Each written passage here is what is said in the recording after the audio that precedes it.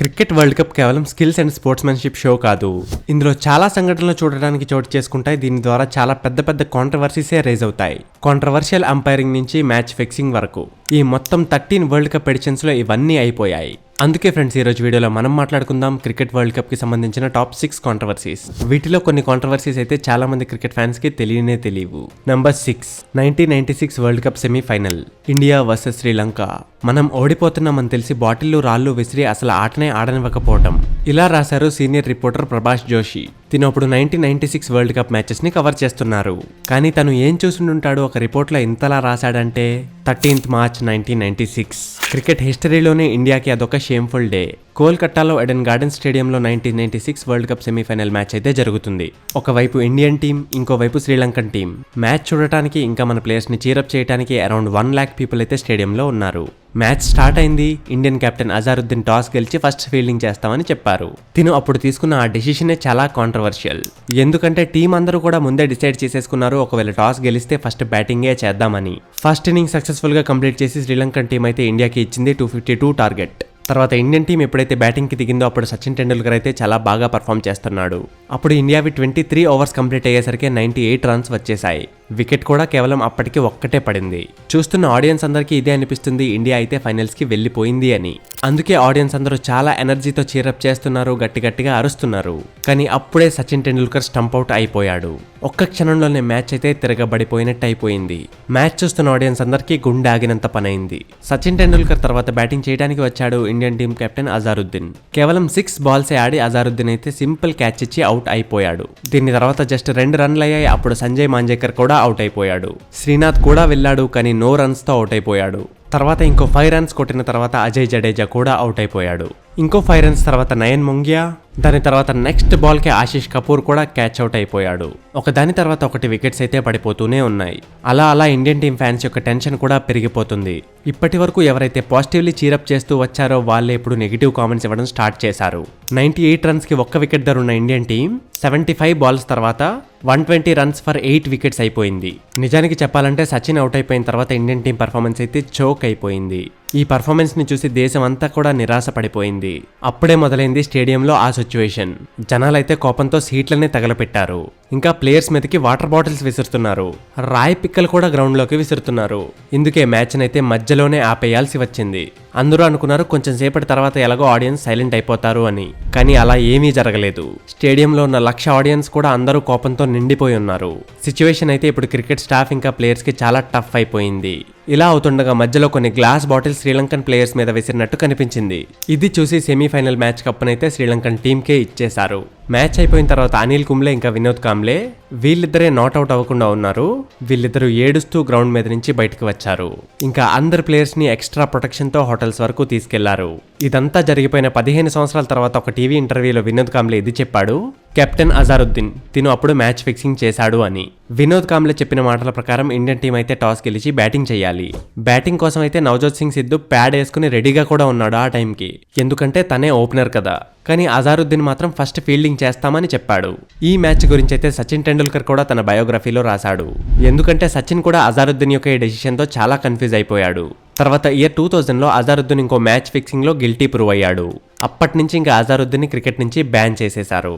ఆ మ్యాచ్ అయితే Indian cricket హిస్టరీలోనే ఒక darkest day. Number 5, 2003 world cup. దీన్నైతే జనాలు క్రికెట్ గేమ్ గురించి కాకుండా అందులో జరిగిన కాంట్రవర్సీస్ కోసమే ఎక్కువ గుర్తుపెట్టుకుంటారు. సౌత్ ఆఫ్రికా, కెన్యా ఇంకా జింబాబ్వే అయితే 2003 వరల్డ్ కప్ ని హోస్ట్ చేశారు. ఈ వరల్డ్ కప్ లో కాంట్రవర్సీస్ అయితే స్టార్ట్ అవుతాయి ఆస్ట్రేలియన్ ప్లేయర్ షేన్ వార్న్ నుంచి. వరల్డ్ కప్ కోసం ఎప్పుడైతే షేన్ వార్న్ సౌత్ ఆఫ్రికాకి వెళ్ళాడో అక్కడ చేసిన డోపింగ్ టెస్ట్ లో తను ఫెయిల్ అయిపోయాడు. అప్పుడు షేన్ వార్న్ ని ఐసీసీ 1 year క్రికెట్ నుంచి బ్యాన్ చేసేసింది. దీని తర్వాత ఎప్పుడైతే మ్యాచెస్ స్టార్ట్ అయ్యాయో న్యూజిలాండ్ కెన్యాకి అగెనిస్ట్ గా ఇంకా ఇంగ్లాండ్ జింబాబ్వేకి అగెనిస్ట్ గా గేమ్సే ఆడమని చెప్పాయి. ఈ గేమ్స్ ఆడకుండా బాయ్కాట్ చేయడానికి ఇంగ్లాండ్ టీం యొక్క పొలిటికల్ రీజన్ అయితే ఉంది. ఆ టైంలో ఇంగ్లాండ్ ఇంకా జింబాబ్వే యొక్క డిప్లొమాటిక్ రిలేషన్స్ అయితే చాలా వర్స్ట్ గా ఉన్నాయి. ఇందుకే ఇంగ్లాండ్ క్రికెట్ బోర్డు డిసైడ్ చేసింది ఇంగ్లాండ్ జింబాబ్వేకి అగెనిస్ట్ గా మ్యాచ్ ఆడదు అని. అప్పుడు ఐసీసీ వచ్చి ఈ మూమెంట్ లో ఆ మ్యాచ్ కి జింబాబ్వేని విన్నర్ గా డిక్లేర్ చేసింది. న్యూజిలాండ్ గురించి మాట్లాడుకుంటే న్యూజిలాండ్ కూడా కెన్యాకి అగెనిస్ట్ గా మ్యాచ్ ఆడము అని చెప్పింది. ఇలా ఎందుకు జరిగిందంటే న్యూజిలాండ్ కి ఒక అనానమస్ ఆర్గనైజేషన్ నుంచి వార్నింగ్ వచ్చింది ఆ గేమ్ ఆడద్దు అని. ఇందుకే న్యూజిలాండ్ అయితే కెన్యాకి అగెనిస్ట్ గా ఆడలేకపోయింది. ఈ మ్యాచ్ లో కూడా ఐసీసీ కెన్యానే విన్నర్ గా డిక్లేర్ చేసేసింది. ఈ విధంగా ఫస్ట్ టైం కెన్యా ఇంకా జింబాబ్వే టీమ్స్ మ్యాచ్ ఆడకుండానే విన్నర్స్ అయిపోయాయి. 2003 వరల్డ్ కప్ ఇండియాకి కూడా చాలా స్పెషల్. ఎందుకంటే ఇండియా అయితే వెళ్ళింది ఆస్ట్రేలియాకి అగెనిస్ట్ గా ఫైనల్స్ మ్యాచ్ కి. కానీ సౌరవ్ గాంగూలీ ఫస్ట్ ఫీల్డింగ్ ని చూస్ చేసుకున్నాడు. ఆస్ట్రేలియన్ టీం ఫస్ట్ బ్యాటింగ్ చేశారు కాబట్టి ఇండియన్ టీం కి చుక్కలు చూపించారు. ఫైనల్లీ ఇండియా మ్యాచ్ ఎప్పుడైతే ఓడిపోయిందో అప్పుడు రిక్కీ పాంటింగ్ యొక్క బ్యాట్ మీద చిన్న కాంట్రవర్సీ రేజ్ అయింది. ఆ కాంట్రవర్సీలో ఏం చెప్పారంటే రిక్కీ పాంటింగ్ యొక్క బ్యాట్ లో స్ప్రింగ్స్ ఉన్నాయని. దాని మీద మీడియాలో వచ్చింది, ఇంకా ఆర్టికల్స్ కూడా పబ్లిష్ అయ్యాయి. కానీ ఫైనల్లీ అది ఒక రూమర్ అనే డిక్లేర్ చేశారు. Number 4, Pakistan coach Bob Woolmer's death. Year 2007. Pakistani cricket team యొక్క స్టాండర్డ్స్ ని పెంచడానికి బాబ్ వోల్మర్ అయితే చేశారు పాకిస్తాన్ టీం యొక్క కోచ్ ని. బాబ్ వోల్మర్ తన ఎక్స్పీరియన్స్ ఇంకా నాలెడ్జ్ సహాయంతో పాకిస్తాన్ టీం అయితే చేస్తున్నాడు ఒక స్ట్రాంగ్ టీం. కానీ ఇయర్ 2007 జనవరిలో పాకిస్తాన్ టీం ఎప్పుడైతే సౌత్ ఆఫ్రికా టూర్ కి వెళ్ళిందో అక్కడ పాకిస్తాన్ టీం పర్ఫార్మెన్స్ అయితే అంతేమీ బాగోలేదు.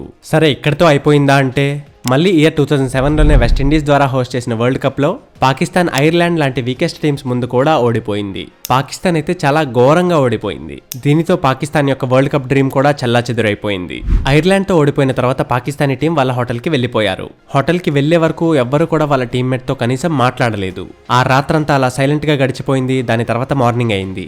ఆ మార్నింగ్ అవ్వడంతో పాటు ఒక డేంజరస్ న్యూస్ కూడా ముందుకు వచ్చింది. Room number 374 Pakistani coach Bob Woolmer యొక్క బాడీ అందులో పడుంది. ఈ న్యూస్ బయటకు వస్తూనే మీడియా ఇంకా పోలీసులు అయితే అక్కడికి చేరుకున్నారు. పాకిస్తానీ టీం ని తిరిగి వాళ్ళ దేశానికి వెళ్లకుండా ఆపేశారు. ఇన్వెస్టిగేషన్ అయితే స్టార్ట్ అయింది. ఆ ఇన్వెస్టిగేషన్ లో కొన్ని అలాంటి విషయాలు బయటకు వచ్చాయి. ఇవి విని జనాల మైండే పోయింది. ఎప్పుడైతే హోటల్ యొక్క సీసీటీవీ ఫుటేజ్ చెక్ చేశారో అప్పుడు 2 జనాలు బాబ్ వోల్మర్ రూమ్ బయట నుంచి వెళ్తున్నట్టు కనిపించింది. దాని తర్వాత ఆ 2 ఎవరు అని చెప్పి ఐడెంటిఫై చేయడానికి ఆ ఫుటేజ్ అయితే రిఫైన్ చేశారు. రిఫైన్ చేసి క్లారిటీ పెంచిన తర్వాత తెలిసింది ఆ 2 ఎవరో కాదు. ఒకరు పాకిస్తానీ టీం కెప్టెన్ ఇంజమాముల్ హాక్, ఇంకొకరు Pakistani bowling coach Mushtaq Ahmed. News లో ఎప్పుడైతే మ్యాటర్ ప్రింట్ అయిందో అప్పుడు రకరకాల కాన్స్పిరెన్సీ థియరీస్ అయితే రావడం స్టార్ట్ అయ్యాయి. జనాలు అయితే రకరకాలుగా మాట్లాడుకుంటున్నారు. ఇంకా పాకిస్తానీ క్రికెట్ బోర్డు ముందు ఒక పెద్ద కాంట్రవర్సీ వచ్చి నించుంది. ఇన్వెస్టిగేషన్ లో వీళ్ళిద్దరిని కూర్చోబెట్టి డీప్ గా ఎంక్వైరీ అయితే చేశారు. ఆ ఇన్వెస్టిగేషన్ లో తెలిసింది ఏంటంటే వీళ్ళిద్దరూ బాబ్ వోల్మర్ రూమ్ కి 2 షాంపెయిన్ బాటిల్స్ తీసుకెళ్లారు అని. కానీ కొన్ని రోజుల తర్వాత బాబ్ వోల్మర్ డెత్ అయితే హార్ట్ అటాక్ అని చెప్పి డిక్లేర్ చేసేశారు. కానీ బాబ్ వోల్మర్ వాళ్ళ వైఫ్ చెప్పింది ఆ రోజు నైట్ బాబ్ వోల్మర్ అయితే మ్యాచ్ ఫిక్సింగ్ మీద ఒక బుక్ రాస్తున్నాడు అని. ఇందులో బాబ్ వోల్మర్ అయితే మెన్షన్ చేస్తున్నాడు క్రికెట్ హిస్టరీలోనే చాలా పెద్ద పెద్ద వాళ్ళ నేమ్స్. అందులో పాకిస్తాన్ టీం కి చెందిన చాలా ప్లేయర్స్ కూడా ఉన్నారు. కానీ బాబ్ వోల్మర్ యొక్క ఆ బుక్ అయితే ఎప్పుడూ కంప్లీట్ అవ్వలేకపోయింది. ఆ పేర్లన్నీ బయటకు వచ్చేస్తే ఏమైపోతుందో అని చెప్పి వాళ్ళందరూ కలిసి బాబ్ వోల్మర్ ని చంపేశారేమో. కానీ ఇన్వెస్టిగేషన్ రిపోర్ట్ లో అయితే Bob Woolmer the heart attack death అని మాత్రమే రాసుంటుంది. కానీ నిజానికి బాబ్ వోల్మర్ ఎలా చనిపోయాడో అన్నది ఇప్పటికీ క్లారిటీ రీజన్ ఎవ్వరికీ తెలీదు. ఇది వరల్డ్ కప్ 2007లోనే the biggest controversy. Number 3, final match of world cup 2019 England versus New Zealand. 14 July 2019. New Zealand ఇంకా ఇంగ్లాండ్ అయితే రెడీ అయిపోయాయి వరల్డ్ కప్ ఫైనల్ మ్యాచ్ ఆడటానికి. న్యూజిలాండ్ టీం అయితే ఫస్ట్ బ్యాటింగ్ చేయడానికి గ్రౌండ్ మీదకి దిగింది. కానీ ఎంతైతే ఎక్స్పెక్ట్ చేసామో అంత గొప్ప పర్ఫార్మెన్స్ ఇవ్వలేకపోతుంది. అందుకే న్యూజిలాండ్ అయితే ఇంగ్లాండ్ కి ఇచ్చింది 242 రన్స్ టార్గెట్. కానీ ఈ టార్గెట్ చూడటానికి ఎంత సింపుల్ గా ఉందో ఈ టార్గెట్ అచీవ్ చేయడం అంత సింపుల్ ఏం కాదు. స్టార్టింగ్ నుంచే న్యూజిలాండ్ అయితే మంచి బౌలింగ్ చేస్తూ మ్యాచ్ అయితే తన వైపు తిప్పేసుకుంది. మరి ఇంగ్లాండ్ బ్యాట్స్మెన్స్ ఏవైనా తక్కువ మెల్లమెల్లగా బౌలింగ్ ని కంట్రోల్ చేస్తూ మ్యాచ్ ని మధ్యలోనే ఆపారు. లాస్ట్ వరకు అలా తీసుకొచ్చారు. కానీ మ్యాచ్ కంప్లీట్ అవుతూ లాస్ట్ ఓవర్ కి 15 రన్స్ అయితే కొట్టాల్సి ఉంది ఇంగ్లాండ్ విన్ అవ్వటానికి. బ్యాటింగ్ అయితే చేస్తున్నాడు బెన్ స్టోక్స్, బౌలింగ్ చేస్తున్నాడు ట్రెంట్ బౌల్ట్. లాస్ట్ ఓవర్లో ఫస్ట్ 2 బాల్స్ కూడా డాట్ బాల్స్ అయిపోయాయి. 3వ బాల్ కి స్టోక్స్ అయితే ఆగకుండా ఒక 6 ని కొట్టాడు. ఇప్పుడైతే ఉన్నాయి కేవలం 3 బాల్స్, కావాల్సినవి రన్స్ 9. ట్రెంట్ బౌల్ట్ వేశాడు ఓవర్లో 4th బాల్. స్టోక్స్ ఎలాగైనా ఈ బాల్ కి ఒక 4 రన్ కొడదాం అనుకుంటాడు. కానీ బౌండరీ దగ్గర ఉన్న ఫీల్డర్ ఏమైనా తక్కువ ఆ బాల్ ని అక్కడే ఆపేసి గట్టిగా విసిరాడు. బాల్ ఎక్కడ వచ్చి వికెట్స్ కి తగిలేస్తుందో అన్న భయంతో 2వ రన్ తీస్తున్న బెన్ స్టోక్స్ ఒక డైవ్ వేశాడు. అప్పుడే వికెట్స్ దగ్గరికి వచ్చిన బాల్ బెన్ స్టోక్స్ బ్యాట్ కి తగిలి మళ్ళీ బౌండరీ వైపు వెళ్లిపోతుంది. ఇది మేబీ బెన్ స్టోక్స్ అనుకుని చేశాడో లేదంటే లక్ వల్ల జరిగిందో. అంపైర్ అయితే ఆ బాల్ కి 2+4 6 రన్స్ ని ఇస్తాడు. 2 రన్స్ స్టోక్స్ పరిగెట్టి తెచ్చుకున్నవి, ఇంకో 4 రన్స్ బాల్ బ్యాట్ కి తగిలి బౌన్స్ అయ్యి బౌండరీ దగ్గరికి వెళ్ళిన 4. ఇక్కడి నుంచే స్టార్ట్ అయింది కాంట్రవర్సీ. జనాలు రూల్స్ అండ్ రెగ్యులేషన్స్ అడగడం స్టార్ట్ చేశారు. ఇంకా చివరికి ఈ మ్యాచ్ అయితే టై అయిపోయింది. లాస్ట్ ఓవర్ కంప్లీట్ అయ్యేసరికి ఇంగ్లాండ్ 240 రన్స్ మాత్రమే చేయగలిగింది. అప్పుడేం చేస్తారో మీకు బాగా తెలుసుగా, సూపర్ ఓవర్. సూపర్ ఓవర్లో న్యూజిలాండ్ అయితే 15 రన్స్ కొట్టారు. ఇప్పుడు ఇంగ్లాండ్ ఈ మ్యాచ్ గెలవాలంటే అదే 6 బాల్స్ లో 16 రన్స్ అయితే కొట్టాల్సిన అవసరం ఉంది. కానీ ఇక్కడ కూడా మ్యాచ్ మళ్ళీ టై అయిపోయింది. ఎందుకంటే ఇంగ్లాండ్ సూపర్ ఓవర్లో కూడా 15 రన్స్ మాత్రమే చేయగలిగింది. ఈ సూపర్ ఓవర్ కంప్లీట్ అవ్వగానే స్టార్ట్ అయింది ఇంకో కాంట్రవర్సీ. సూపర్ ఓవర్ కూడా టై అయినప్పుడు అంపైర్ అయితే మొత్తం మ్యాచ్ లో అయిన బౌండరీస్ ని కౌంట్ చేశాడు. మ్యాచ్ మొత్తం మీద న్యూజిలాండ్ అయితే 2 6s ఇంకా 14 4s అయితే కొట్టారు. అలానే ఇంగ్లాండ్ కొట్టారు 2 6s అండ్ 22 4s. అంటే ఇంగ్లాండ్ వే ఎక్కువ బౌండరీ షాట్స్. ఇందుకే అంపైర్ అయితే ఇంకా డైరెక్ట్ గా ఇంగ్లాండ్ ని విన్నర్ అని చెప్పేశాడు. సో ఫైనలీ ఇంగ్లాండ్ అయితే ఫస్ట్ టైం వరల్డ్ కప్ ని గెలిచేసుకుంది. కానీ దీని తర్వాత జనాలు అయితే ఐసీసీని అడగడం స్టార్ట్ చేశారు, అసలు ఇవి ఎక్కడి రూల్స్ అని. న్యూజిలాండ్కి చెందిన ఫ్యాన్స్ కూడా చాలా షాక్లో ఉన్నారు. కానీ ఎన్ననుకుని మాత్రం ఏం లాభం, ఫైనల్లీ గెలిచిందైతే ఇంగ్లాండే, అది కూడా 0 రన్స్తో. నెంబర్ 2, అలెక్స్ హేల్స్ 2022 టీ20 వరల్డ్ కప్ కాలప్. టీ20లో ఒక్క ఓవర్లోనే 3 నో బాల్స్తో 55 రన్స్ చేసిన అలెక్స్ హేల్స్ యొక్క బ్యాటింగ్ గురించి ఎంత మాట్లాడుకుంటారో అలానే తన కాంట్రవర్సీస్ గురించి కూడా చాలా ఎక్కువ మాట్లాడుకుంటారు. అలెక్స్ హేల్స్ మీద అజీమ్ రఫీక్ ఇంగ్లాండ్ క్రికెటర్ ఒకసారి కంప్లైంట్ చేశాడు, తిను నన్ను డ్రెస్సింగ్ రూమ్ లో కెవిన్ అని పిలుస్తాడు అని. నిజానికి అది అలెక్స్ డాగ్ పేరు. ఇంకా అలెక్స్ అయితే ఇంగ్లీష్ క్రికెట్ యొక్క రేసిజం స్కాండల్లో కూడా ఉన్నాడు. అలెక్స్ హేల్స్ అయితే 2019లో ఒక డ్రగ్ స్కాండల్ కేసులో కూడా దొరికిపోయాడు. ఏప్రిల్ 2019లో అలెక్స్ యొక్క రీక్రియేషనల్ డ్రగ్ టెస్ట్ చేసినప్పుడు హేల్స్ వచ్చాడు పాజిటివ్, అంటే తన బాడీలో డ్రగ్స్ ఉన్నాయని అర్థం. దీని కారణంగా తనని ఇంగ్లాండ్ టీం నుంచి డ్రాప్ చేసేశారు. కానీ ఇయర్ 2022లో ఫైనల్లీ 3 సంవత్సరాల తర్వాత అలెక్స్ హేల్స్ ని జానీ రిప్లేస్మెంట్ లాగా టీ20 మెన్స్ వరల్డ్ కప్ లో తీసుకున్నారు. అలెక్స్ హేల్స్ నిజానికి కాంట్రవర్సీస్ లో అయితే ఉన్నాడు, కానీ అలెక్స్ యొక్క క్రికెటింగ్ కెరీర్ అయితే ముందు చాలా మంచిగానే ఉంది. అందుకే నిజానికి తనకి టీ20 ఆడటానికి ఛాన్స్ కూడా మళ్ళీ వచ్చింది. ఫ్రెండ్స్, ఇప్పుడు కామెంట్ సెక్షన్ లో మీరు చెప్పండి, ఒక ప్లేయర్ ని తన స్కిల్స్ చూసి టీంలో ఉంచాలా లేదంటే బిహేవియర్ ని చూసా? Number 1, Ambati Rayudu excluded from 2019 world cup. 2004లో ఇండియాకి అండర్-19 కెప్టెన్ గా చేశాడు మన అంబట్టి రాయుడు. అరౌండ్ 10 ఇయర్స్ తర్వాత 2013లో తనకి ఇండియన్ క్రికెట్ టీంలో ప్లేస్ అయితే దొరికింది. దీన్ని చూసి అంబట్టి రాయుడు ఎంత స్ట్రగుల్ చేసుంటాడో మీరు అంచనా వేసుకోవచ్చు. So finally 2015 world cup Indian టీంలో అయితే అంబట్టి రాయుడుని సెలెక్ట్ చేశారు. కానీ మొత్తం టోర్నమెంట్లో ఒక్క మ్యాచ్లో కూడా ప్లేయింగ్ 11లో అంబట్టి రాయుడుని సెలెక్ట్ చేయలేదు. దీని తర్వాత 2019 world cup Indian team selection అయింది. అప్పుడు విరాట్ కోహ్లీ ద్వారా ఇది తెలిసింది, అంబట్టి రాయుడు ఇండియన్ టీంలో నెంబర్ 4లో ఆడబోతున్నాడు అని. కానీ 6 మంత్స్ తర్వాత ఎప్పుడైతే యాక్చువల్ టీం సెలెక్షన్ అయిందో అప్పుడు అందరూ షాక్ అయిపోయారు. ఎందుకంటే ఈసారి అంబట్టి రాయుడు అసలు టీంలోనే లేడు. నిజానికి ఈ న్యూస్ విని ఐసీసీ కూడా షాక్ అయింది. అప్పుడు ఐసీసీ చేసిన ట్వీట్ అయితే బాగా వైరల్ అయింది. అందులో ఐసీసీ మెన్షన్ చేసింది 5 ప్లేయర్స్ యొక్క టాప్ వన్డే బ్యాటింగ్. ఆ లిస్ట్ లో అంబట్టి రాయుడు అయితే 4th పొజిషన్ లో ఉన్నాడు. కానీ వరల్డ్ కప్ టీంలో మాత్రం అంబట్టి రాయుడు సెలెక్ట్ అవ్వలేదు. దీనివల్ల అంబట్టి రాయుడు ఫ్యాన్స్ కూడా చాలా నిరాశపడిపోయారు. అప్పుడు వెనకాతల నుంచి వచ్చిన న్యూస్ ఏంటంటే అంబట్టి రాయుడు క్రికెట్ పాలిటిక్స్ వల్ల టీంలో సెలెక్ట్ అవ్వలేదు అని. అప్పుడు చీఫ్ సెలెక్టర్ ఎంఎస్కే ప్రసాద్ చెప్పాడు, అంబట్టి రాయుడు ప్లేస్ లో విజయ్ శంకర్ ని తన 3 డైమెన్షనల్ ఎబిలిటీ వల్ల పెట్టాము అని.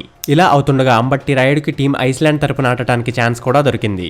కానీ అంబట్టి రాయుడు దేశభక్తితో నేను వేరే దేశం కోసం ఆడను అని చెప్పాడు. ఫైనల్లీ 2 జూలై 2019 అంబట్టి రాయుడు తన ఇంటర్నేషనల్ క్రికెట్ కెరియర్ నుంచి రిటైర్మెంట్ తీసేసుకున్నాడు.